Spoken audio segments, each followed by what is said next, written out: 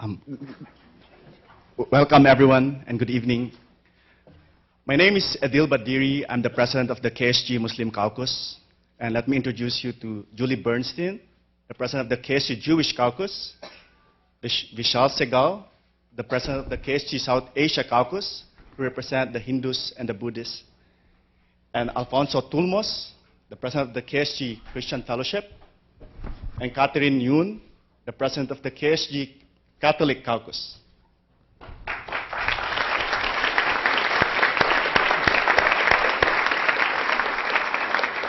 We, the Muslims, Jews, Hindus, Buddhists, Christians, and people of other faiths have united in this event to emphasize the importance of religion in global politics. The challenges are difficult, but we will continue the dialogue and will work together to surmount these challenges. We appreciate your attendance today to be involved in this discussion. And Pope John Paul II left a legacy of reaching out to other faiths for reconciliation. We believe that he has made this a better world with his efforts. And the new Pope has big shoes to fill. So let me now turn this to Professor David Gergen, the director of the Center for Public Leadership in the Kennedy School of Government and the moderator of this remarkable and wonderful panel. Thank you very much.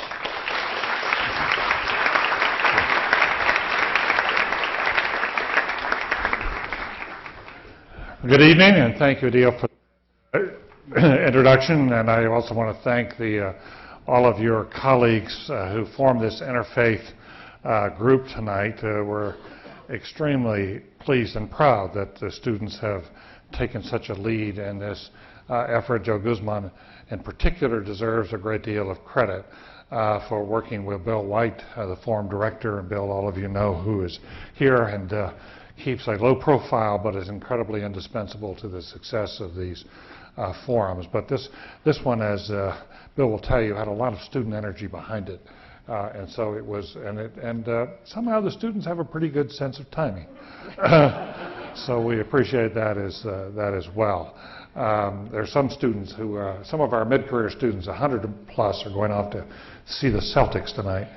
But some of them were, Joe twisted their arms, are staying here for the first quarter, I think, to come to this event, which is appropriately called The Pope and the Future of Religion and Global Politics.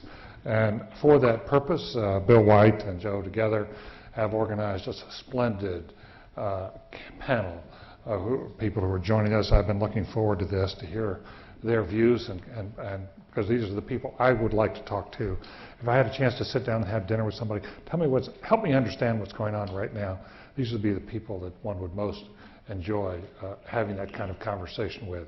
To my immediate left is someone familiar. In fact, I think all of these folks are familiar to you at the Kennedy School, but just to remind each other.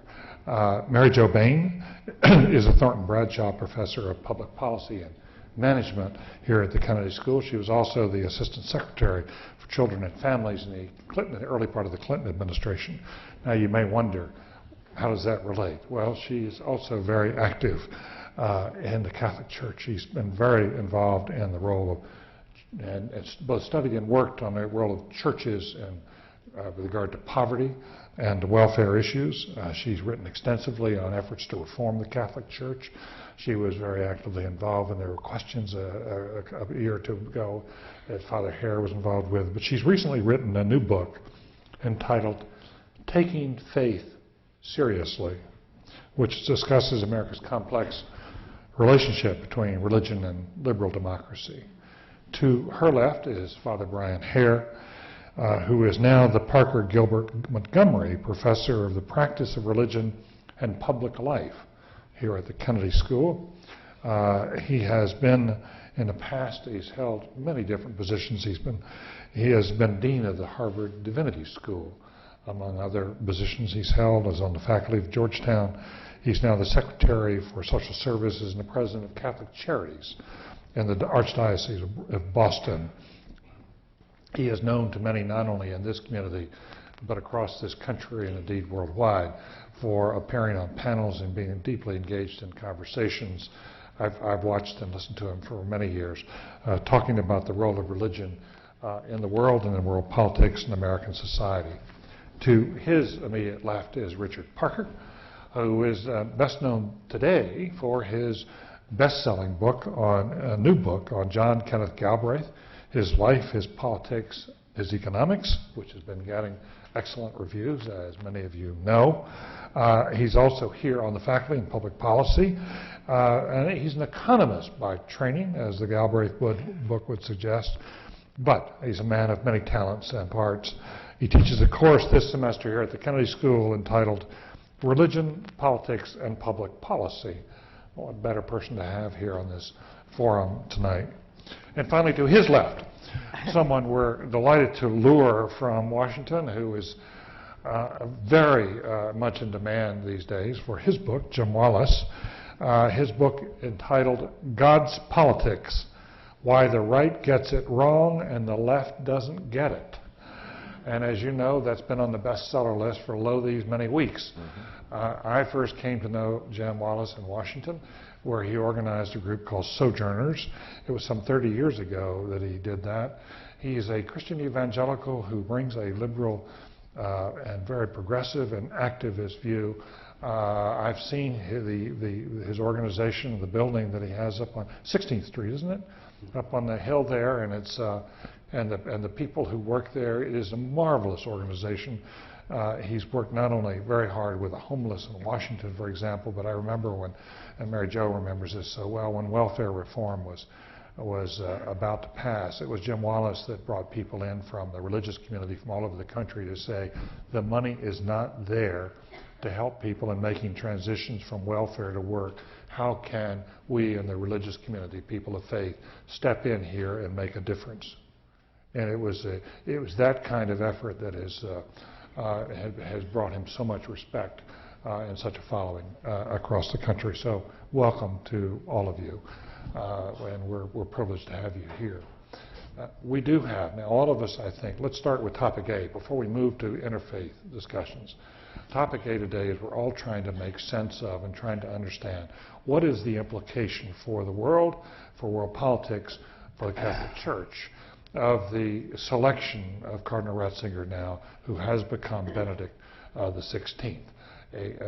Many stories in the paper today, CNN and others are, focusing on this, but it's been hard to get the kind of perception and the kind of depth of understanding that you all can bring to us. Mary Jo, what's your interpretation first? One of my Jesuit friends was giving a homily at Mass today and attempting to put a good face on this, and he said he reported a story where it was reported that Napoleon said that he was going to destroy the church, and it is reported that a cardinal speaking for the College of Cardinals said, not even we have been able to do that. And another comment I got was, well, it took Nixon to go to China. I'm actually very worried about this appointment, frankly, and I'm not going to try real hard to put a good face on it. I'll let Brian do that. He's paid for that. And I think, one of the part of what I am most worried about here is it actually has to do with interfaith dialogue.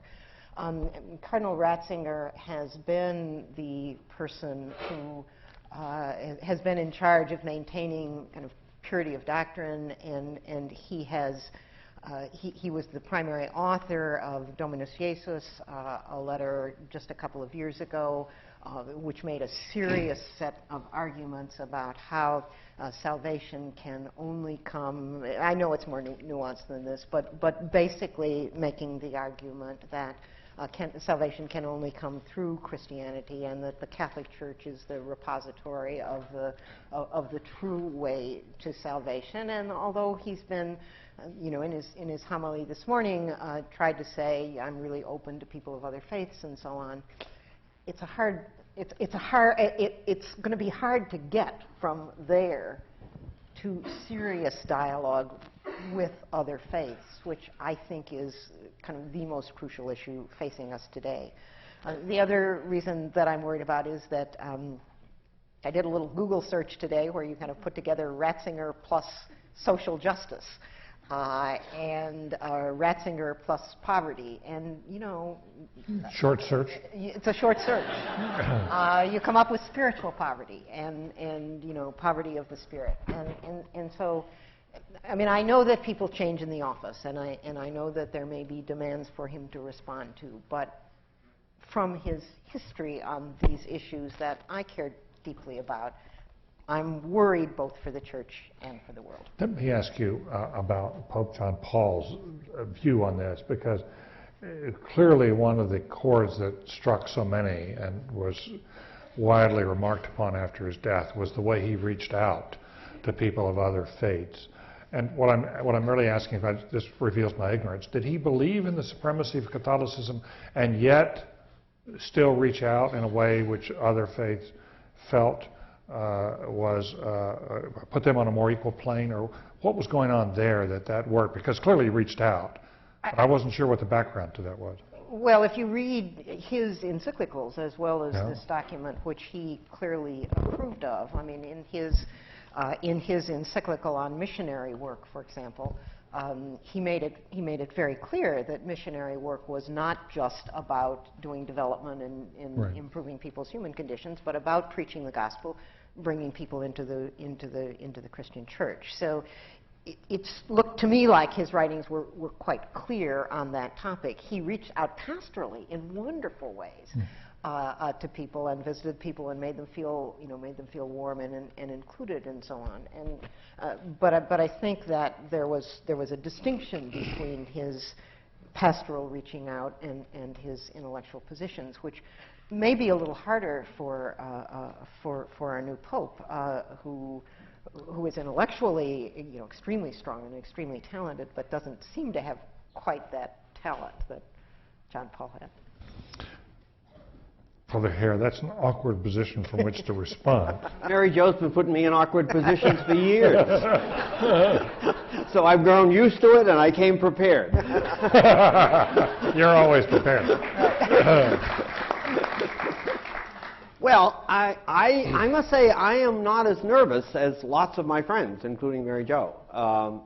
Now, for different reasons. I've been surprised by how many people said they were surprised he was elected. I didn't put any money on it, but my bet was the odds were 1 out of 2, or at worst 1 out of 3. I thought that the College of Cardinals would go to the South first, the Southern Hemisphere, and see if they could get a candidate that could garner the votes. And if that didn't happen, then it would be Cardinal Ratzinger. I think what one can try to discern from the numbers of votes that were taken is that they went to Ratzinger first, and so didn't go to the South. So How did I didn't understand how you made that jump, because there were so few votes? Yes, because it would take somebody from the Southern Hemisphere a number of votes to garner 77. I mean, in other words, I think if you were going to elect somebody from the Southern Hemisphere, it would have been a longer conclave in which they incrementally would have built up votes over. So you think it's likely that Cardinal Ratzinger actually had the lead going to first had the vote? lead from the first vote, but Okay. didn't have 77. Right. And so my guess is, so I was not surprised that he was chosen. Now, what have you got? Well, it is important to start with the facts. You have a conservative intellectual. There's no question about that, and one ought not to fudge that issue. I think brain power is important, and there's a lot of it here. I think, secondly, there is the question not only of where the intellectual continuity will be with the previous papacy, which I think will be very strong, but there are two other questions then. One is pastoral style, and one is his public role. And to be honest, we don't know a lot about his pastoral style. We didn't know much about John Paul II either, but it didn't take long to find out, because he was an actor, he was a player, and he thought about a pastoral style. Cardinal Ratzinger has not played that kind of role. The job he's been in for 20 years is not about pastoral outreach. It has a very different kind of focus. So we don't know what his pastoral style is, and as Mary Jo said, if you look at John Paul II, he could hold together what is basically Catholic teaching about how we relate to other religions, with then a very innovative set of activities that tended to transcend people's differences with him. So, and it's not clear that Cardinal Ratzinger will have that pastoral style. Final thing is public role. That's not reaching out to other religions. It is the fact that the Vatican is a diplomatic player in world politics. John Paul II, as far as we can tell now, came to the papacy with almost a mystical conviction that he was chosen to do two things: to mediate the Cold War and to help unite Europe, and that was his conception of what he was supposed to do. He was marvelously indifferent to the workings of the Vatican bureaucracy. And he just was. He just didn't pay any attention to the internal affairs of the church. He was interested in a wider circle. This man, again, does not come out of a large experience of public diplomacy. So how he defines the pastoral style, how he defines the public diplomacy are the unknowns. What's not unknown is the quality of the intellect and the positions he's taken. But again, you could probably tell us more about this than anyone else, David. The person shapes the office, and the office shapes the person. And he will be confronted with both needs and possibilities that could influence his intellectual as well as his pastoral and public style. At the age of 78, I imagine the person will shape the office early on, long before the office starts to shape him. So the person who comes to the office is really important, right, when you come at that age. That's true. That's true. But remember, this is an office that just places very severe demands on you. Whether he's got anything in the Google on social justice now or not, he'll have something. Right. Because he's got a tradition he's got to live up to. Yeah. So there'll be a social encyclical, in my view, quickly, within a year, because he's just got to produce on that issue.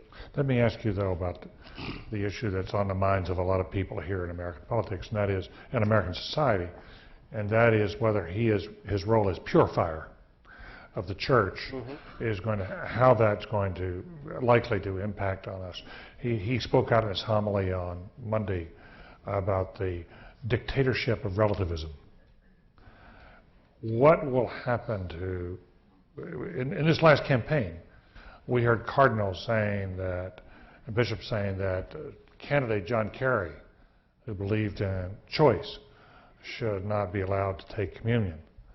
And that issue has been floating now. With someone who is doctrinal, where are we likely to head on that issue? Well, I think, first of all, the relativism theme is an old theme for him. He's very taken by the question of faith in post-industrial societies, which means that he will pay a lot of attention to the United States and Europe. He's interested in that question. He's got to pay equal attention to the Southern Hemisphere, where that is not the leading question. But he is interested in the question of faith in post-industrial society. So the relativism theme for him arises out of precisely highly secular, philosophically diverse societies that debate their public policy issues in highly secular, empirical, quantitative terms. Kennedy School.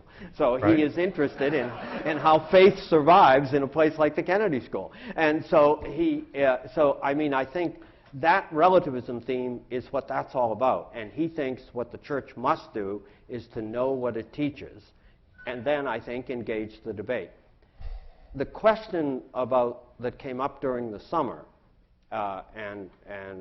is really less about doctrine and more about practice. That is to say, going to communion is a practice that flows out of where you think you stand doctrinally with the church.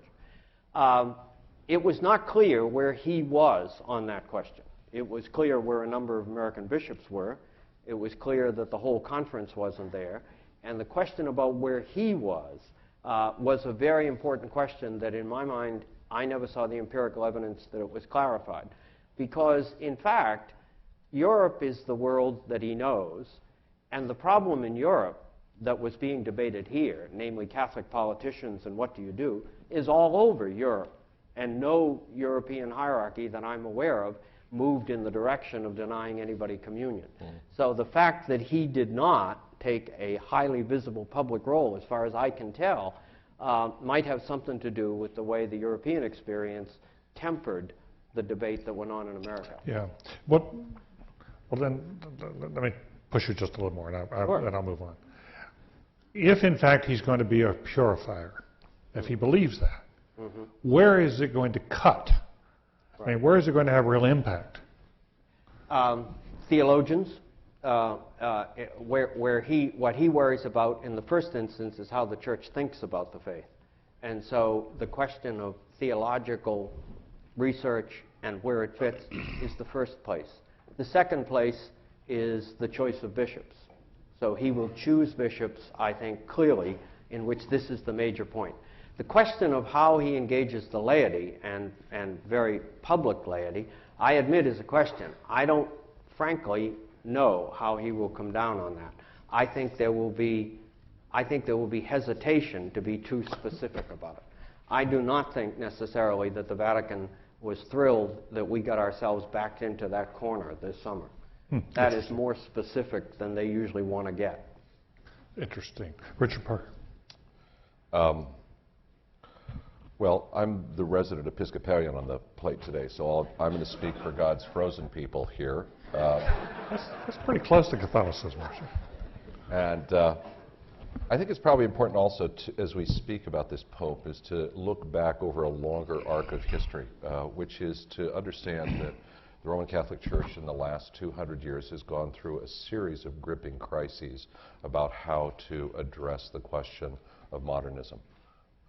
There was a high point of crisis in the 1860s in which Pius IX articulated this famous syllabus of errors and also first articulated the idea of the infallibility of the Pope. The infallibility of the Pope, as I'm sure all of you understand, is not an ancient Catholic doctrine. It is one that is basically only 150 years old.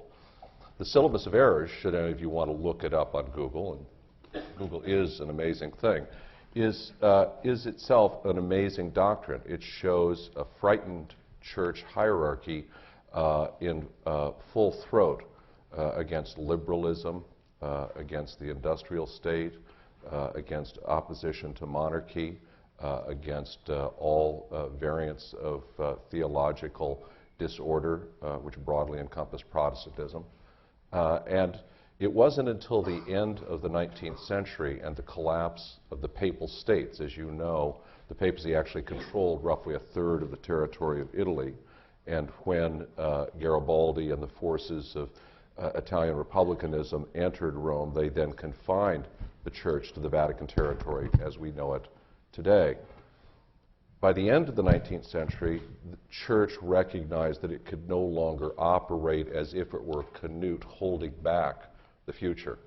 And in Rerum Novarum, perhaps the founding document of modern Catholic social teaching, you get a very interesting and important reversal in which the church explicitly identifies itself with the working class and the poor. Now, at the same time, that document has to be carefully read and the context carefully understood, because the papacy, from the middle of the 19th century up to the present day, identified communism and socialism as its primary danger, its primary opponent. And the thrust of the late 19th and early 20th century in Europe was to create Catholic working class parties, and Catholic political and Catholic trade unions that would compete directly for power among the working classes and for political power in these democracies, these newly emerged democracies, which the Church 50 years ago had absolutely denounced. Now, over the course of the 100 years since Rerum Novarum, the great moment of modernization from the point of view of Catholic liberals and Protestants and other non-Catholics was, of course, the time of the Second Vatican Council in the 1960s and the papacy of John Paul XXIII. I think the interesting long-term question here, and I think it's one worthy of a real weighting, is whether, in fact, the Second Vatican Council represents a permanent and fundamental turn in the Church, or represents an interruption that has pushed the Church in one way, but that the arc of the Church's direction is still in a conservative resistance to forces of modernization. The world today has moved dramatically from the world in which that church forged much of its identity. Churches, religion in the Christian realm has been disestablished. It's no longer the church of the state or the church with the state. Roman Catholicism operates in no state that I'm aware of in which it operates solely. It operates in a pluralist religious environment. And it faces a tremendous problem with the church of the market. Brian's colleague, Harvey Cox, a few years ago wrote a column for the Atlantic Monthly in which he took Durkheim's definition of religion seriously. He said it requires a notion of omniscience, omnipotence, and omnipresence, the power of a God. And what in late 20th century America matched all three of those characteristics? Well, it was the market with a capital M in the theological political discourse of America. And so we need to find a way to talk about the forces confronting this church and this pope, but to see it in a longer context and understand what those forces are doing to the church as a body as well as to the hierarchy. Do you see this pope as a transitional figure, or do you think he's going to have...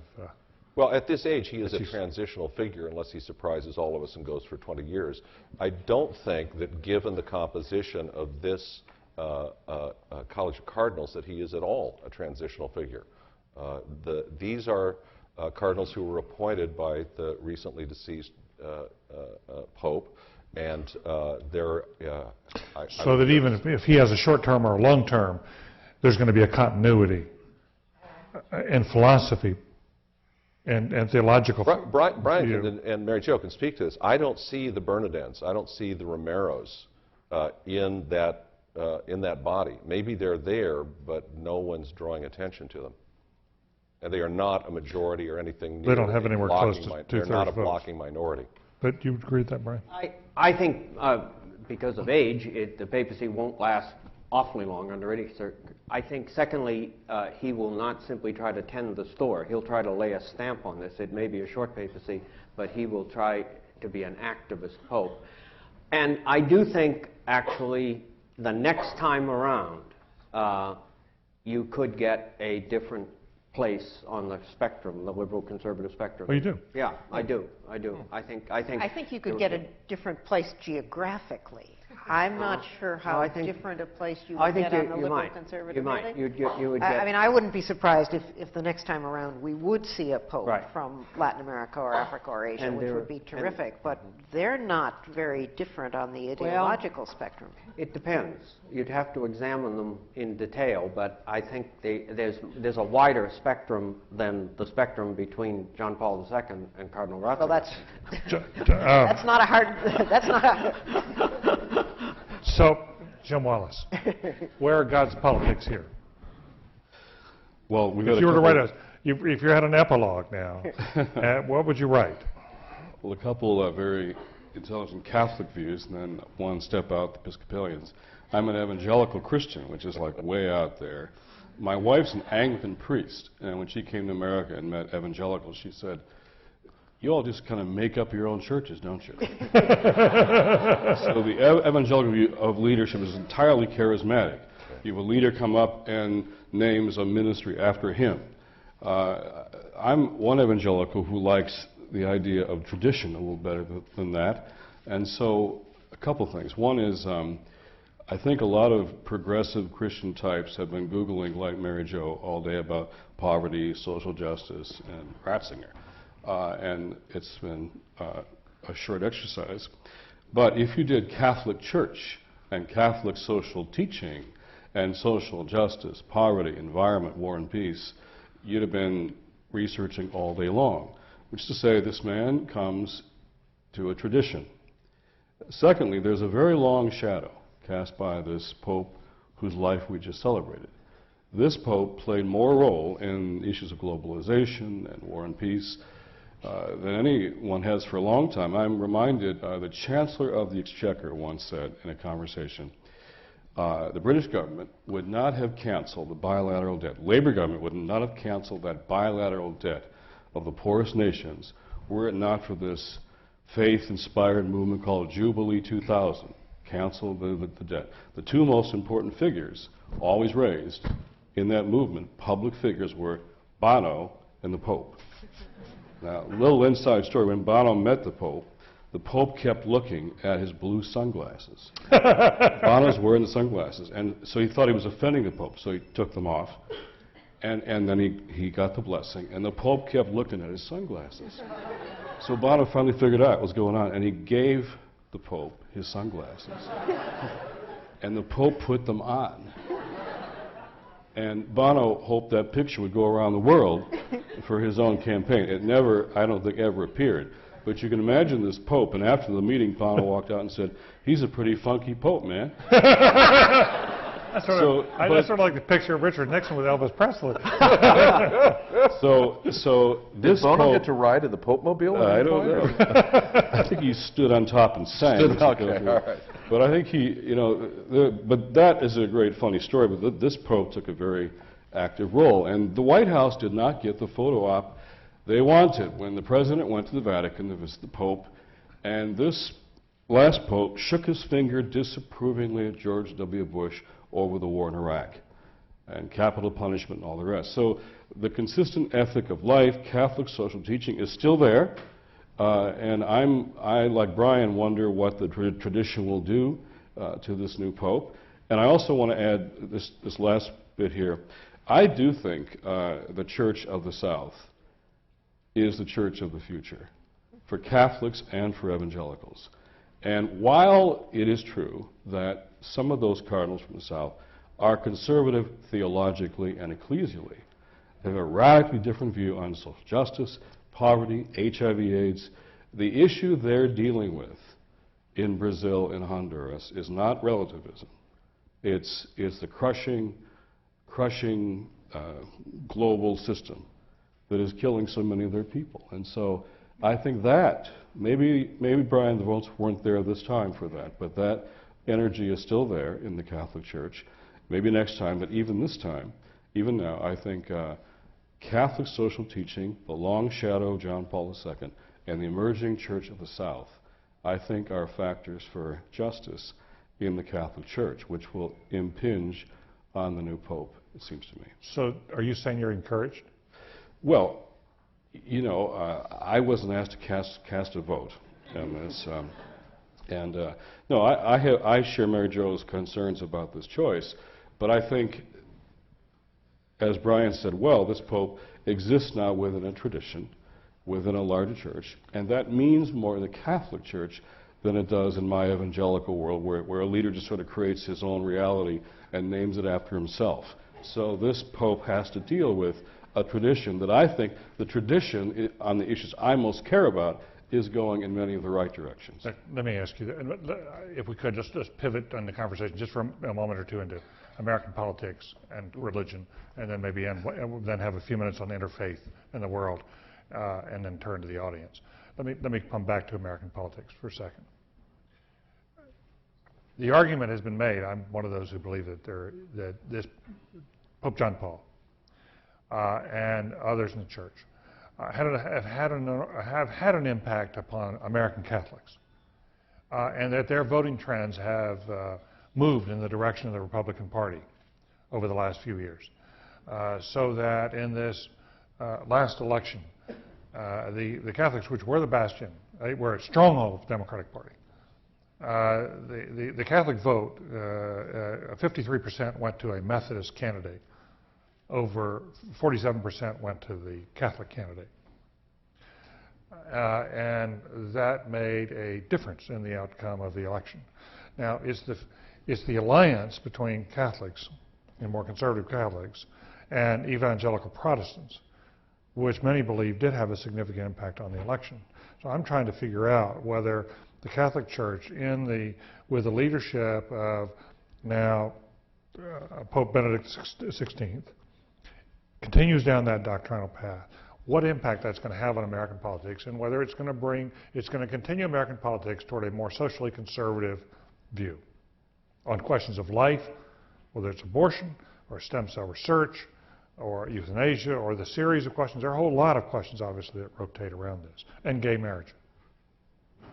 Well, I would say that the future of American politics will have a great deal to do with where moderate evangelicals and moderate Catholics come down on these issues. And right now, there's a large group of both who are not in the pocket of the religious right, despite the conventional wisdom, but the Democrats don't have a clue as to how to speak to them.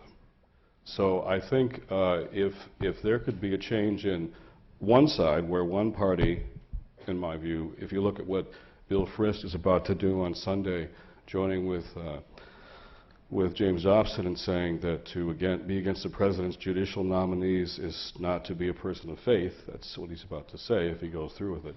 One party feels like God is in their pocket. The other side has a hard time using the G word. And if those things don't change, that could be the case. But I think it is changing. I think it's changing. I think the Democrats are rethinking, reassessing in substantial ways. And I think that moderate group of Catholics and evangelicals doesn't fit neatly into the categories of left and right, because they do care. You saw the National Association of Evangelicals come out 2 weeks ago in favor of global warming as a religious concern. That changed the environmental politics in Washington, D.C. overnight. Yep. And so there's a whole conversation about poverty, HIV/AIDS, Sudan, environment, happening on the evangelical side and the Catholic side.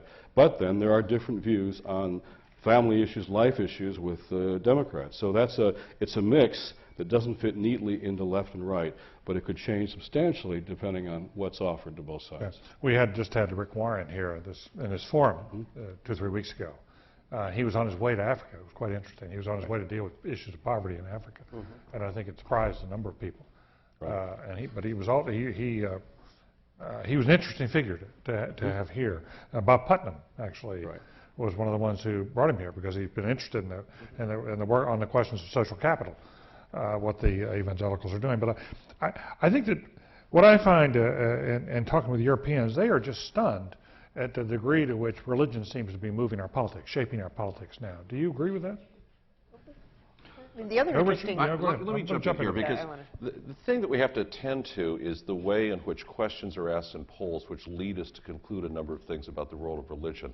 One of the most striking things about religion in America today is that while the number of people who affirm their belief in the existence of God has always been over 90% for years and years, new polling data is suggesting that that number is declining. We may be in the high or mid-80s.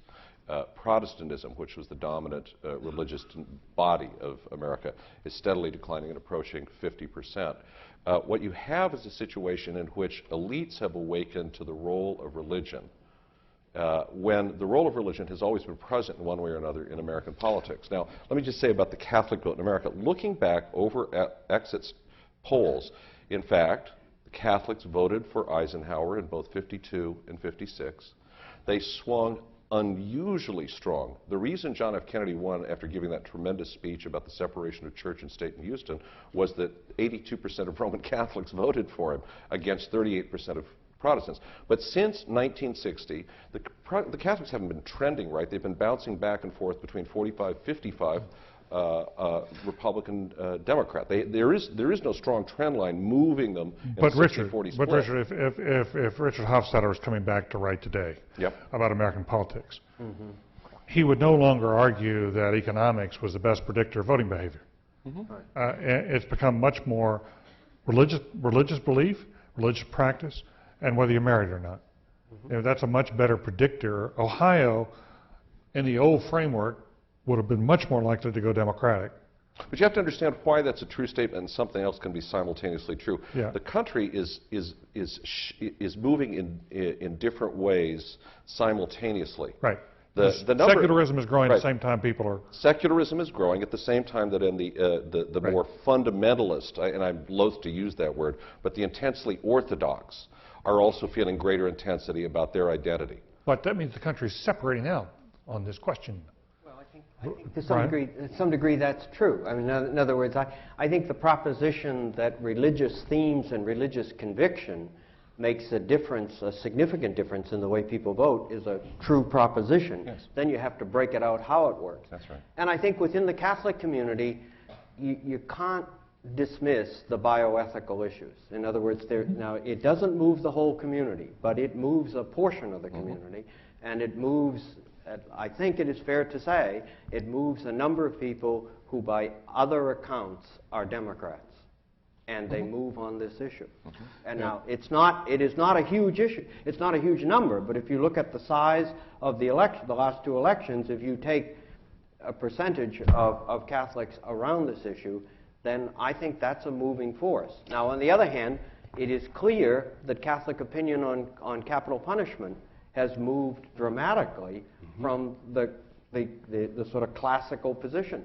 Classical Catholic position on capital punishment was it was the right of the state to protect the society, and it therefore had the right to use capital punishment. That is no longer a dominant position in Catholicism, and that, I think, has been influenced by the last Pope.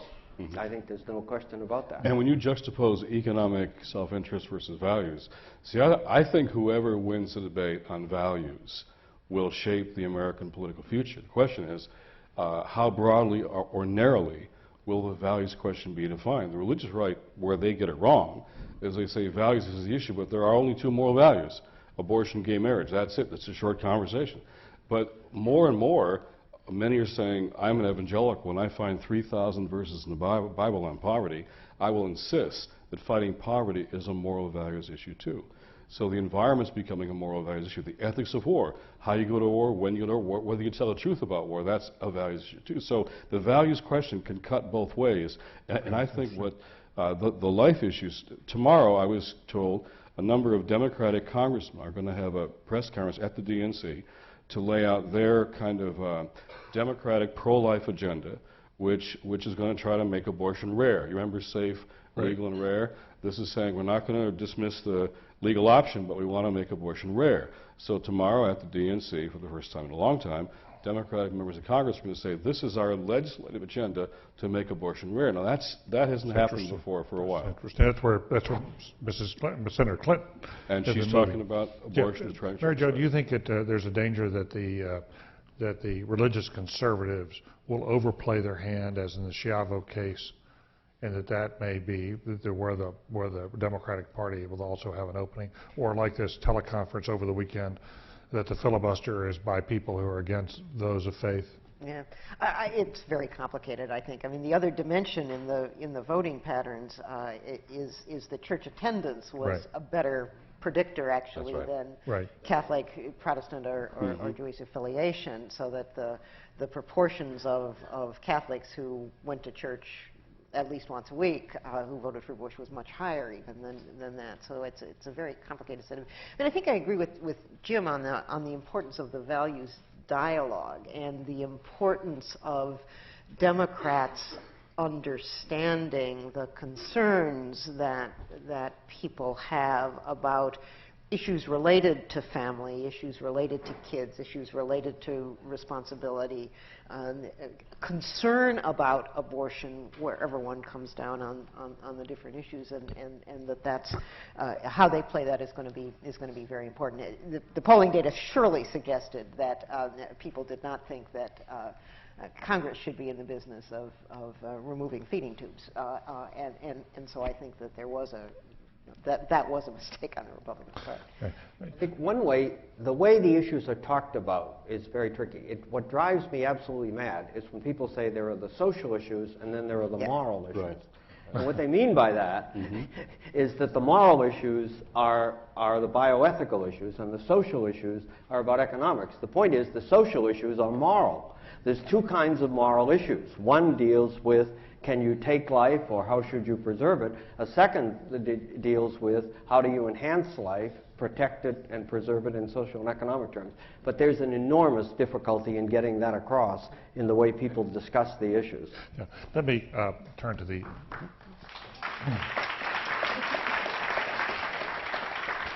world at large. Why don't we, it was interesting this past weekend, there were a group of people who gathered in Washington for what's called the Trilateral Commission, and the people from all over the world. And the argument was made there that America seems to be getting more religious in its politics. Europe is more secular, and Asia is becoming more nationalistic. It was an interesting perception of directions, and I'm trying to determine whether with this Pope, I think Richard made the argument about, Jim made the argument about the South. But let's start with just with Europe. Is it possible, Brian, in your view, that as secular as Europe has become, that this Pope can really re-evangelize Europe? Is that a doable proposition? Look, I think there are a couple parts to this that if we're going to talk about politics and faith, we need to keep linked, which is that in a country as intensely Catholic as Poland, where this last Pope came from, ultimately his power over legislation passed by the Polish Parliament, which involved abortion and birth control, he was unable to stop the Polish Parliament from passing legislation that was fundamentally in contradiction with Catholic policy. So in a country that remains residually as Catholic as Poland, that should be some indicator of the more interesting question for us as a political matter, not simply the evangelization, but once people commit to faith, whether or not they intend to follow the direction of their clerical leaders on issues of significance to them. Same is going on in Spain. Quick question to you as an economist. There's this fellow who's I've never known how to pronounce his name, is Weigel, who's written about the Catholic Church. He's got a new short book out, arguing basically secular Europe is losing out economically to America because America is embracing this vigorous Protestantism, and Europe has gone secular, and it's why they have no jobs. Can I put my economist hat on here? Yeah, that's why I asked you as an economist. I'm very curious about that theory. This whole trope about the vigorous America and the rotting or the decaying Europe is the most peculiar one I've ever seen. The quality of life in any European capital compared to the quality of life in downtown Washington, D.C. is strikingly different, and it's better in Europe. What you've had in the last 30 years in the United States is no increase in the real after-tax income of the average American family.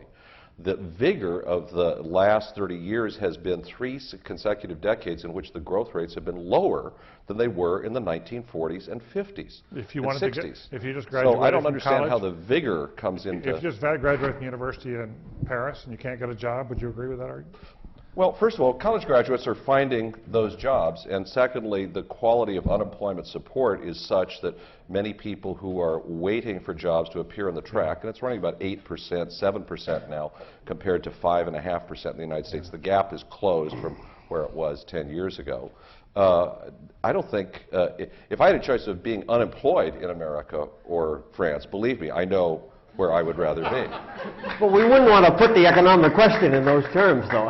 Where's the best place to be unemployed? I mean, we do, Brian, because what we want to talk is about the seamless garment of social support, don't we? But you want to do both. I mean, you want to... absolutely, right. It seems to me it's a loser to put it in terms of where do you want to be unemployed. The question is where do you want to think about the future of your life, and what kind of society do you build that there is a secure floor in which those who are unemployed are taken care of. But it just seems to me that's a secondary question. I haven't seen this book. I have a pretty good idea where it comes from. It is it comes out of a very definite ideological argument that is very closely aligned to the White House. War and peace and on these issues. And so without having read it, and therefore I am not going to... Elaborate on that, the very close to the White House, because that view is a very interesting argument. Right.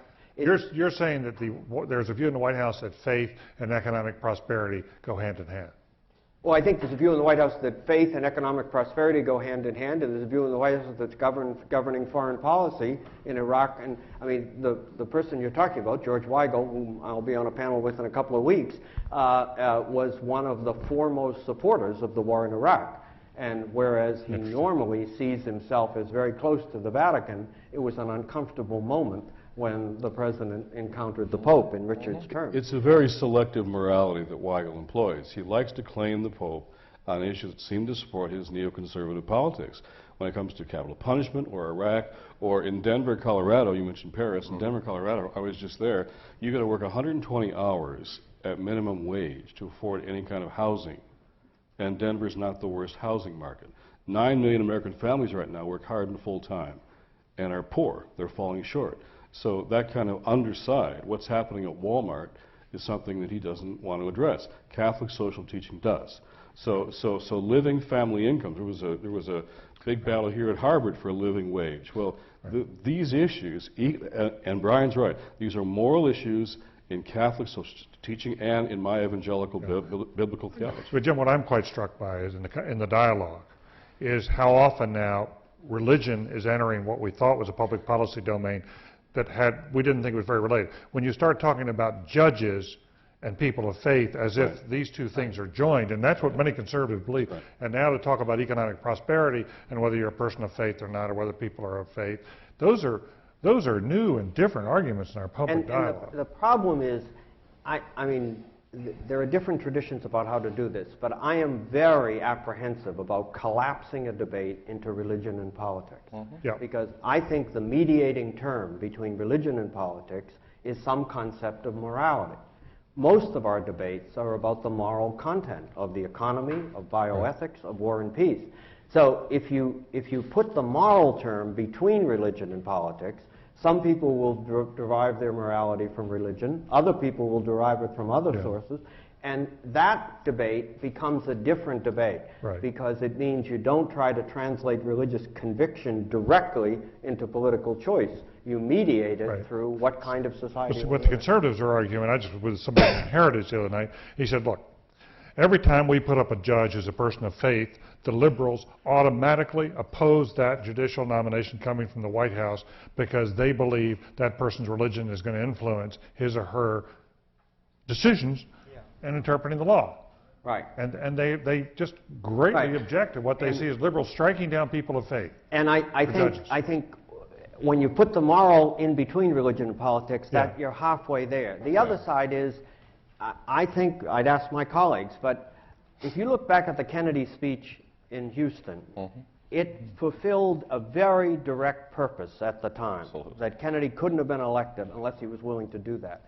But the way he solved the problem was close to an absolute split between his faith and his life. Right. I think today, people ask about candidates and public figures, what is the quality and character of the makeup of their life, and how does religion play a role in it? And therefore, the Kennedy speech, as useful as it was in 1960, is not adequate to the debate today. It doesn't answer the questions today. You need to add to that. People want to know what the moral compass of a politician is, or of our politics is, and values shape that compass. But religion must be disciplined by democracy. What I mean by that is it's perfectly fine to bring your religious conviction to the public square. I'm motivated to look at what's happening to poor families because of my faith. But then in the public square, you've got to win. You don't say, I'm religious and I get to win. Or God spoke to me last night and I've got the fix for Social Security. You say, you have to persuade your fellow citizens that what you are proposing is the best thing for all of us, religious or not. You have to win the argument on the grounds of the common good. Now that's a discipline the religious right doesn't seem to want to accept. There's nothing wrong with talking about my faith in politics, but in the public square I have to win the debate about the common good. And then I think it's a healthy process. I think there's a little problem with that, doesn't it? Let's go to the floor. I wanted to first ask two students, if they might. Magna, Magna Ismail is from the Muslim Caucus, and we just wanted a response from an interfaith perspective, and then Julie Bernstein here, and then we'll go to the questions. Thank you, Professor Gurian. On behalf of the Muslim Caucus, I would like to thank our guests for being with us today. The Muslim Caucus hopes that the same basic system of ethics, values, and moral grounds that bind Christianity and Islam will serve as a means of bringing Muslims and Catholics together to jointly address the issues that they face, rather than looking at the differences that place them apart. In the Pope's words, since we all are simple and humble workers in the Lord's vineyard, as he entrusts himself to our prayers, we pray that the new Pope will help bring more peace and understanding to our world. I have 3 questions that I would like to ask the panel today. 3? Embedded in our response, since the response is not yet complete. The New York Times commented today that, quote, Pope Benedict's well-known stands include the assertion that Catholicism is true and other religions are deficient, that the modern secular world, especially in Europe, is spiritually weak, and that Catholicism is in competition with Islam, unquote. Islam also does view itself as an all-encompassing religion of Judaism and Christianity. Muslims view Islam as the true religion. So I would like to ask the panel, how will the new Pope tackle this challenging issue? Well, Number tough two. question. Why don't you ask all three questions, and then we'll have people respond to Yeah. the degree they can. Number two, Pope Benedict, having criticized religious relativism, the belief that all beliefs are equally true, and condemned religious pluralism, how will he tackle this issue when addressing other religions? And the final question that concerns the Muslim caucus is that where most of over 1.5 billion Muslims live is in developing countries, most of the new Pope's experience has been in developed countries of Europe. How will he address the concerns of developing countries in which most Muslims abide? Thank you. Oh, good questions.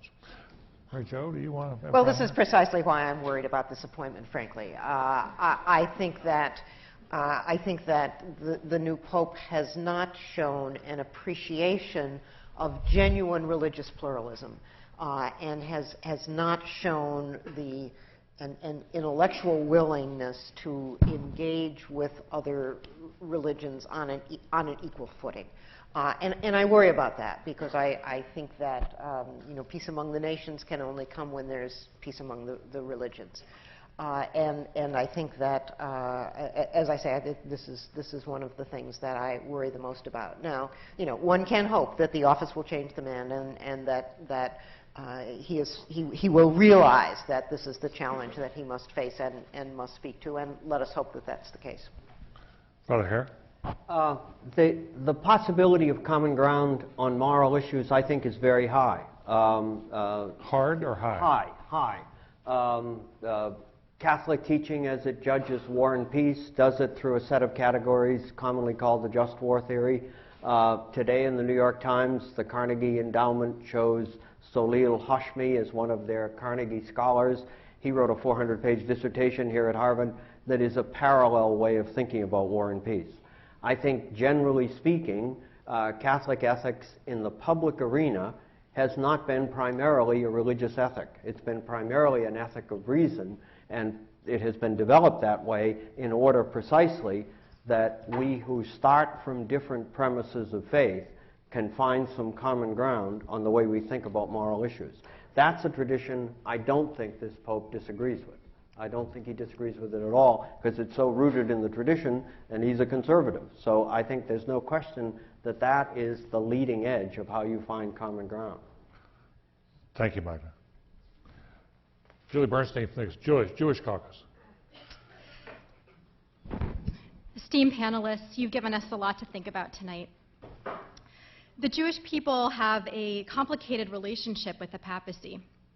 And with the selection of Cardinal Ratzinger yesterday, that relationship just became increasingly complex.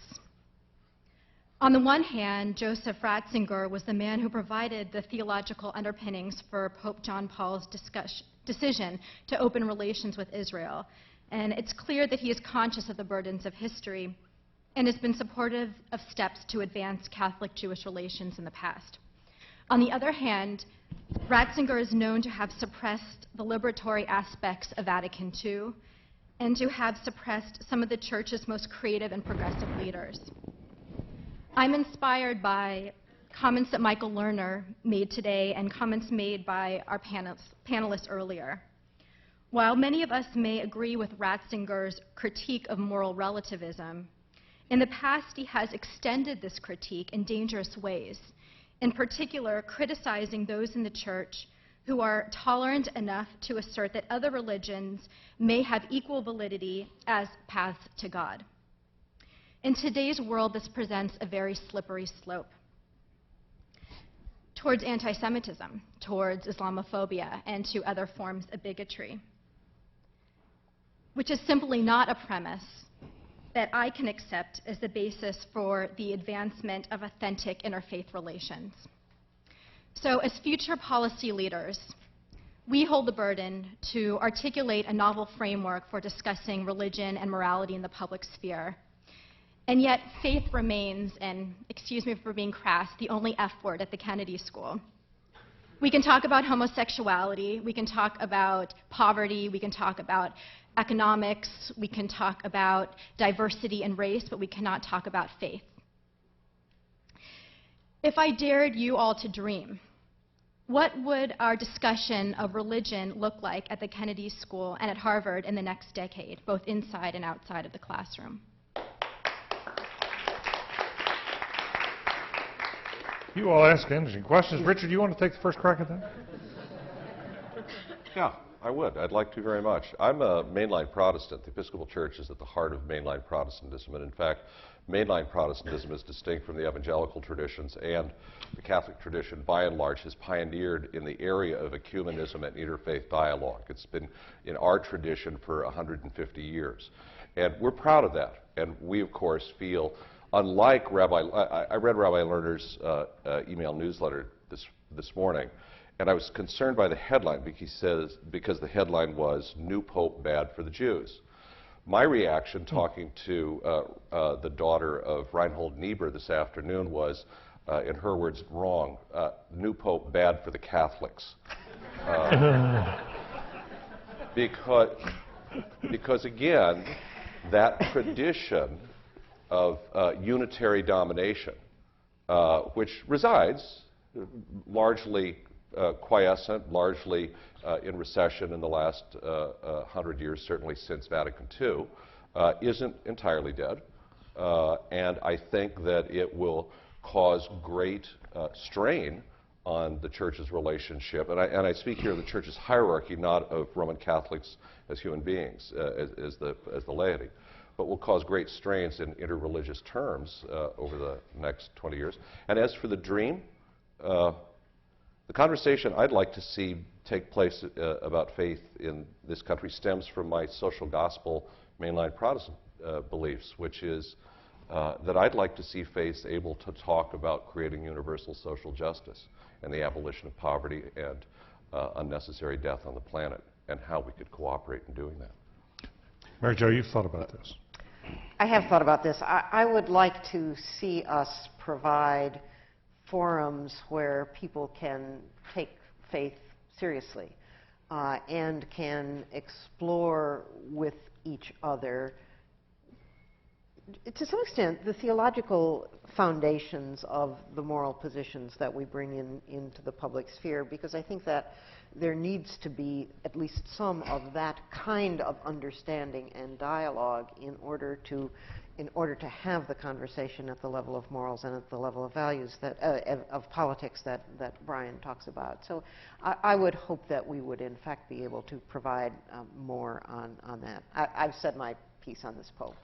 I was hoping and praying, being an evangelical, that that this Pope, the new Pope, would really, based on what John Paul II had done and the tradition we've talked about, this Pope would make serious reduction of global poverty a test of faith for this generation.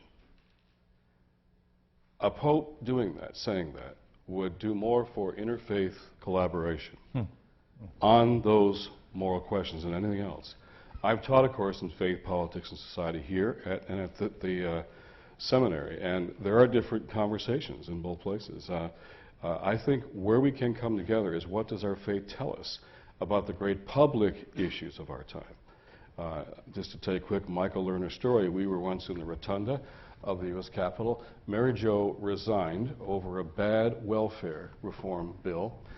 We went to protest it in the rotunda. We had Catholic women, black church leaders, evangelical Protestants. Michael Lerner called and says, "Can you use a rabbi?" I said, "Sure. We're doing Isaiah. You can read the text." And so he did. "Woe to you legislators who pass unjust laws and deprive the poor among my people of their rights." We were arrested, taken to jail, and I saw Tony Campolo, who's a Baptist evangelist, and Michael Lerner engaged in this heavy theological conversation in jail about who was Jesus Christ.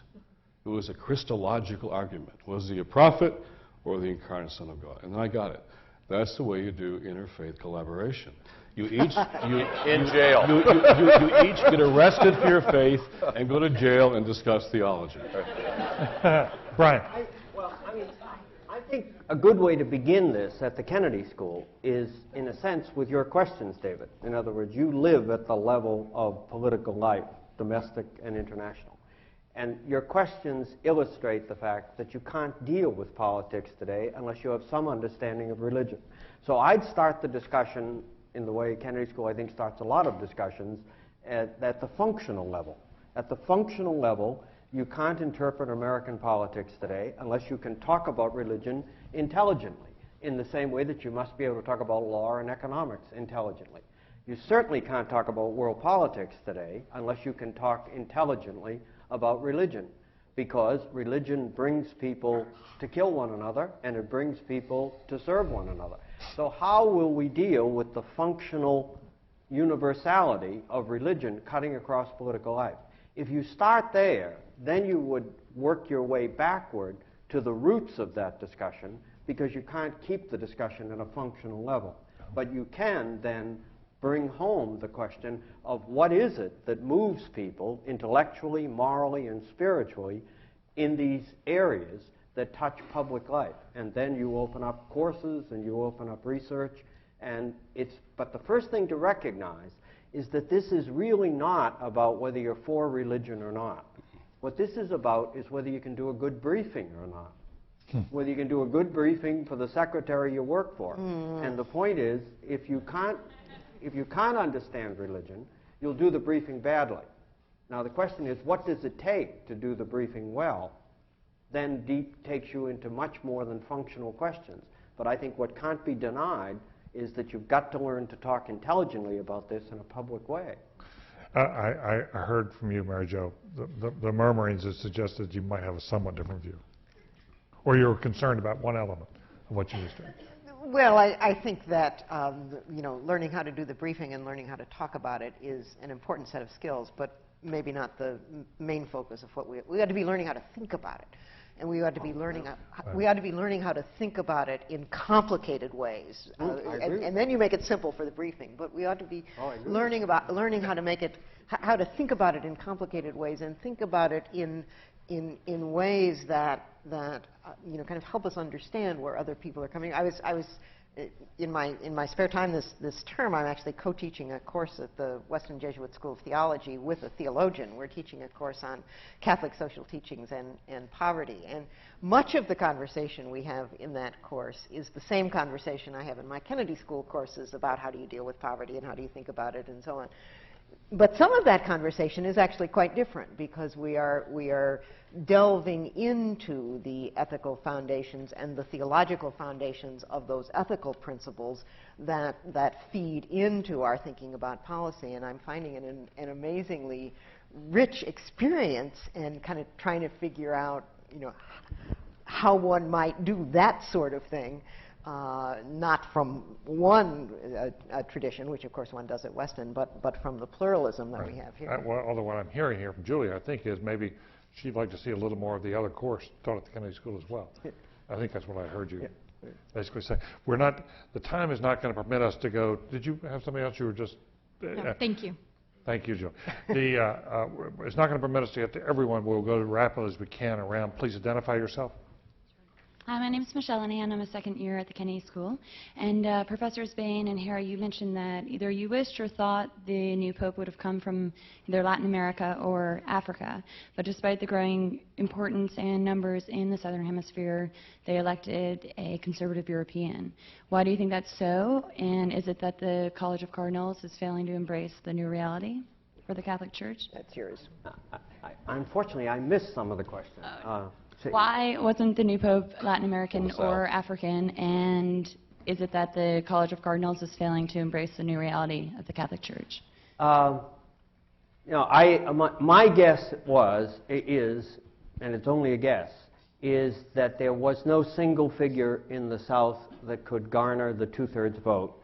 And therefore, when they tested the water on that, probably informally, it became clear, and that what you might have gotten was a very diversified slate, and they could have gotten frozen. And I think the one thing they didn't want to do was to have a long conclave that would be translated into the Catholic Church is irremediably split, and they can't agree.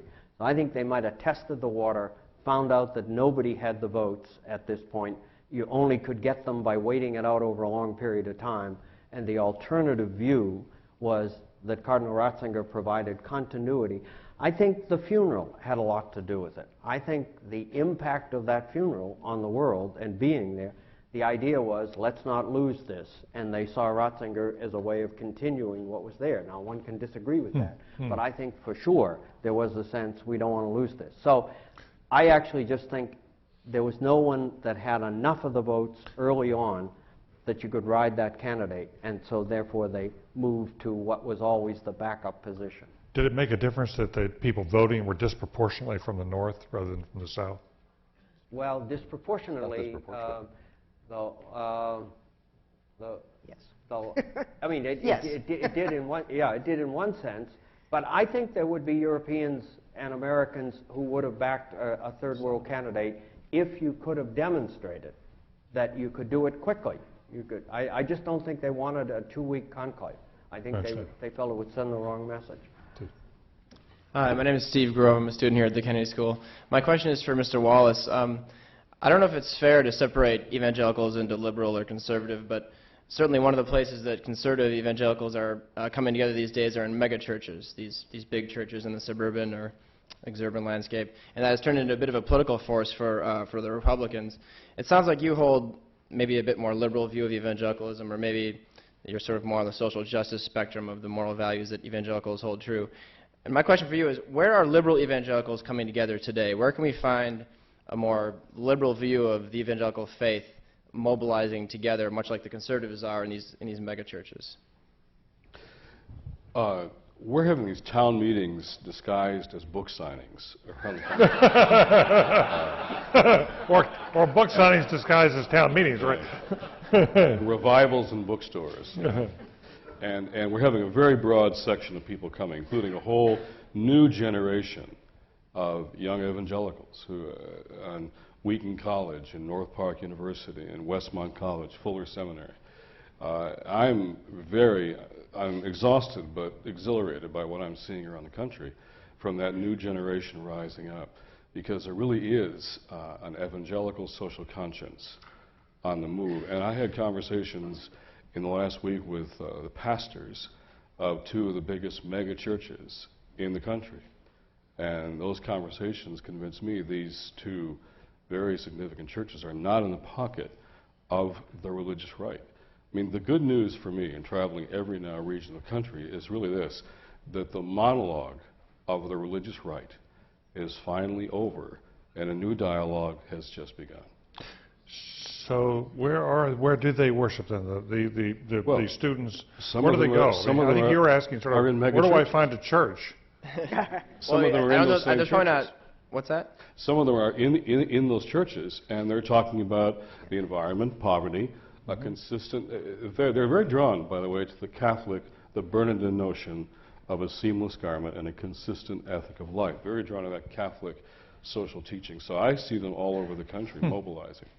Interesting. It's interesting. Please. My name is Peter Pollard. I'm a mid-career here at the Kennedy School, and I'm a regional coordinator for the Survivors Network of those abused by priests. I wanted to shift the focus to a topic that hasn't come up, which is the sexual abuse issue here in the U.S. Catholic Church, where it's created a public turmoil, and I think in the global church, where it's created a less public turmoil. And I'd like to ask you all to comment on what you think it is about the hierarchy's sense of themselves and the church, the mission of the church, that has prevented them from making addressing the sexual abuse crisis their top priority. I think in terms of its impact, it is the top priority in the church in the United States. In terms of the impact it's had on the church, it's a disastrous kind of impact, which is, in the first instance, is in terms of the people who were abused. But the ripple effect of it is enormous. So while I rejoice and am grateful to Jim Wallace to say he's drawing on the Catholic substantive social tradition, it is very, very hard for us today to make that tradition live in the same way. We're having a much more difficult time. I've been representing this for 40 years, and it is a very different reality today than it was. I think, secondly, globally, it isn't felt, experienced, or evaluated in the same way. That does not mean it's not present in the same way, but I think it is fair to say that the overwhelming focus, understandably, that is here in the United States is not necessarily felt the same way in the Vatican or in other parts of the church. Now, the point is, you may say it should be, but I'm trying to be descriptive. I just don't think it's there. And while there clearly are problems of this kind in other parts of the world, it is not that it has the riveting effect or has taken place in such a way that you would experience it here in Boston uniquely or in the United States as a whole.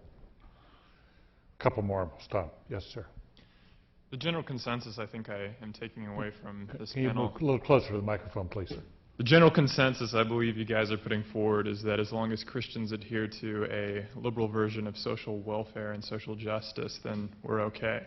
And as speaking as somebody who probably would be considered on the right, I wonder what room there is for the Christian church who is on the right, but who maybe isn't the sensationalistic Jerry Falwells or Pat Robertsons of this world, but who do espouse morality and who do also care deeply about the poor and social justice and who are in these cities and who are working with the poor. And yet we don't believe that government has all the solutions, and we do want to see great change effected. Can we actually have a dialogue, and is it okay that we disagree on the means but agree on the ends?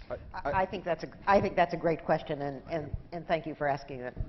Men and women of goodwill can disagree fundamentally on how one exercises one's responsibilities to the poor and the vulnerable, and whether governmental solutions are the appropriate ones versus other kinds of solutions. And people can come to these different positions, partly based on different interpretations of facts, partly based on different predictions, but from similar moral convictions. That's another set of dialogues that we desperately need to be having here, which is the set of dialogues that starts from a common set of concerns and tries to sort out where different positions can come And from. you're not hearing, I don't think you are hearing what you said you're hearing from here. There's this whole idea that you've got to be conservative on everything or liberal on everything. It's just breaking down. Religion doesn't fit neatly in the categories of left and right. Prophetic religion should be able to critique both left and right with some moral authority. I mean, I am an evangelical Christian. I'm a religious conservative, and because of that, I'm a social progressive. Dorothy Day is one of my mentors. She was not a religious liberal. The black churches where I have spent lots of time have a conservative biblical theology, and they've been the most progressive church in the country. So these old categories break down. Most of us don't think government has all the answers.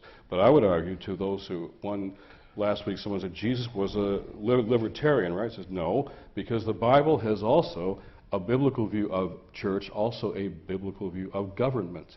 And I like Catholic social teaching on that too. So let's have a dialogue about a multifaceted, multi-sector solution driven and held accountable by outcomes. Outcomes, what makes a difference in the lives of poor people. That's a conversation that is happening all over the country.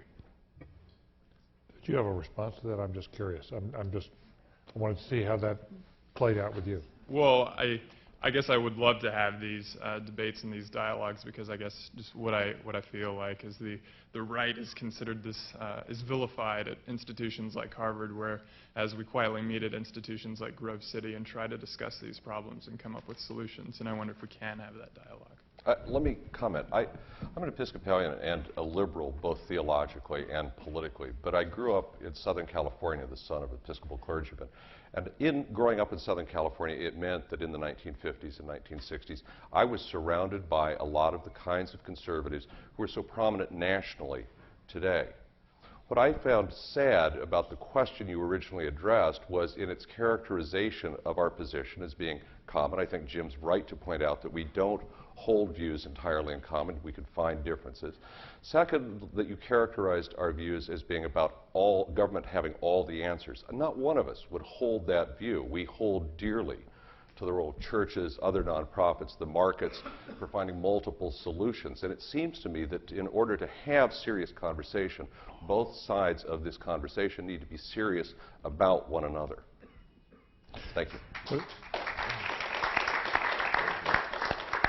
I got a signal from Bill White. 3 more questions. So we're going to go here, and then here, and then here, and then we'll call it a night. Hello, my name is Gilles Serra. I'm a PhD student here in the Kennedy School. I wanted to ask the panelists about 2 possibilities. The possibility of the democratization of the Catholic Church and the decentralization of the Catholic Church. And by democratization, I mean having a Catholic Church that is more responsive to the flock. There are more than 1 billion Catholics in the streets, in issues of policy and doctrine and maybe even the selection of a pope. Father Hare. By decentralization, I just mean giving more autonomy to dioceses that are far from Rome. Right. Thank you. Father Hare.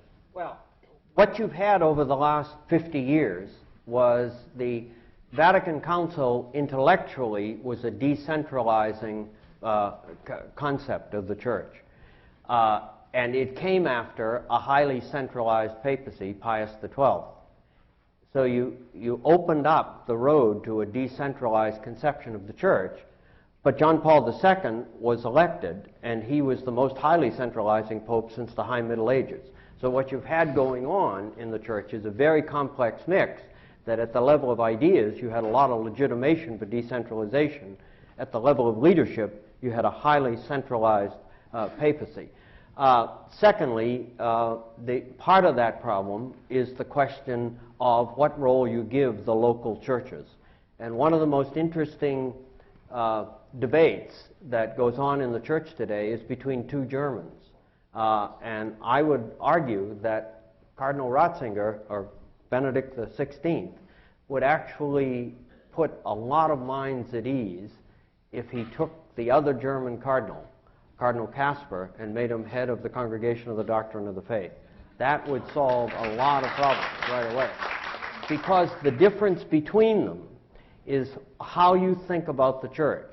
Cardinal Ratzinger's argument is, intellectually and theologically, you think about the Church as a whole, and then the local churches are specifications of the whole. Cardinal Casper's argument is you think about the Church as a series of local churches that are then brought together in the whole. While that sounds refined, it translates exactly into the kind of question you ask about how you govern the Church and how you find ways to relate. So that's the interesting discussion. The intellectual resources are there to do it. Whether the institutional framework will foster it is an open question. You're not, you counter-skeptical. I think you're rushing to judgment. Not going to say a word. She's Googling. Diane Tucker's my name. I'm from Arts and Sciences up the road. My question concerns, I guess, the ideological implications of this whole question of centralization versus decentralization. I mean, we've seen, for example, something that hasn't much been discussed, but which I wonder might have implications for this discussion of global religion. That which has happened in the Anglican Communion, which is the globalization and the movement south of the Anglican Communion has caused the American Episcopal Church to be condemned or cast. I mean, I'm not sure their liturgical status at the moment, but that was something facilitated by the movement south of the Church. And I'm wondering, I mean, since there seems to be discussion of, if not the inevitability, the likelihood of a Southern movement and the empowerment of the South. I mean, La Manzana has discussed how the fact that now religious people are now able to read texts, biblical texts in their own tongues, has encouraged a kind of literalism. Whether that is not going to, in fact, mean that the conservatism in the Catholic Church will continue. Is there a reason to be optimistic as a liberal, not only for this next papacy, but the upcoming ones? I think it's probably fair to say that from a theological point of view, a large part of the Southern Hemisphere is pretty conservative. I don't think it's universal. And the voices that are not conservative are not the leading edge of the hierarchy, but they are there.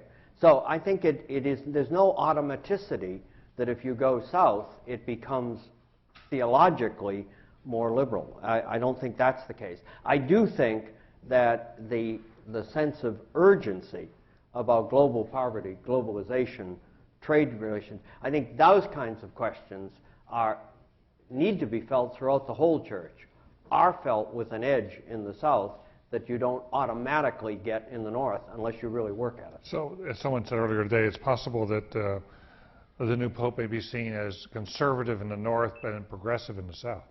It's conceivable. But it's important to comment on that, because it seems also to me that the fact that there is a conservative theological stance among many of the hierarchy in the South is also a reflection of the appointment system of this church. And in fact, looking back on the 60s and 70s, there was a dramatic character in terms of the progressivism of leaders in the southern wing of the church. And I could run down, and Brian and Mary Jo know them far better than I. The question is here whether or not the response in Albert Hirschman's famous phrase is of exit. What's happening in Latin America is simply exit, as the church has grown increasingly conservative in some ways in its hierarchy and in the enforcement of its teaching. It has led to an explosion of evangelical Protestantism.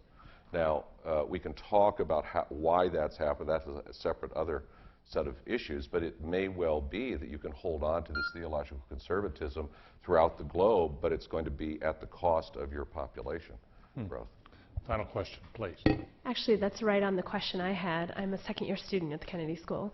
I wondered if you anticipate, anyone on the panel, that the selection of the Pope might influence the size or the demographic of membership of the Church, and if so, if that has any political implications. I think it's a hard question to answer because it's such a big church. I think there's no question that Cardinal Ratzinger will have, or Benedict XVI will have, a goal of trying to reanimate the church in Europe. I think it is going to be a large pastoral task to do that. I think in the United States, you're not in the same place as Europe, but you're in a highly delicate place, and how that's going to play out is different. How that then plays out in the developing world, I mean, Richard's point about Latin America, there's no question there's been a movement to evangelicals, but I think the very complexity of cutting across the South, you couldn't give one answer to that question about whether people will exit or not. And again, it doesn't, I want to just try to say, it doesn't fit our narrowed categories of politics. It cuts across politics. In Latin America, the exit to evangelicals is happening, but those evangelicals, Pentecostals have formed now probably the most effective kind of alliance on global poverty, trade, aid, debt questions called the MICA Alliance that I've seen, and on issues of WTO, IMF, World Bank. They're advocating very radical social reform, and because they are more democratic, because they're on the ground, the role of women is changing in those places. More women are coming into leadership because of the necessity of leadership on the ground. So all these categories can break down, and I think prophetic religion, true religion, shouldn't be ideologically predictable or loyally partisan. When we can move from ideological religion to prophetic faith, it opens up all kinds of categories, and I think makes social change much more possible. Joe Guzman, as I mentioned earlier, was the student who was really the driving force behind organizing this. He has a final word. Joe. Thank you, Professor. I'd like to thank our panelists for coming tonight, but more importantly, I'd like to thank the presidents of the various religious groups. This is a beginning. Julie, we will dream. And I would like to invite anyone who wants to join our effort to bring this to the Kennedy School and enliven this debate and keep it going, to please come see the caucus presidents and me after this event. Thank you so much. God bless. Good night.